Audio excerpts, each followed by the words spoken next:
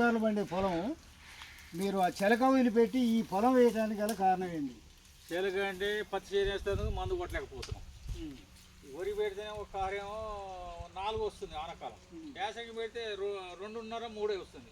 మనకేం గిట్టుబాటు ఉంటుంది? పెట్టుబడి అవుతుంది, దానికి హాలికి వెళ్ళేస్తున్న అవుతుంది. మరి వీటికి ఏమవుతుంది? మనకు ఎకరానికి 1 లక్ష రూపాయలు వస్తున్నాయి.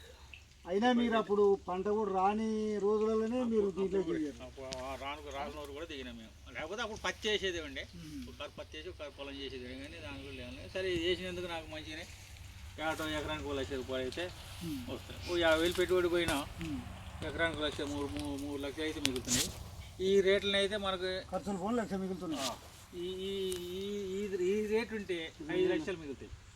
5 లక్షలు వస్తాయి. 5 లక్షలు 3 బదులు 5 వస్తాయి.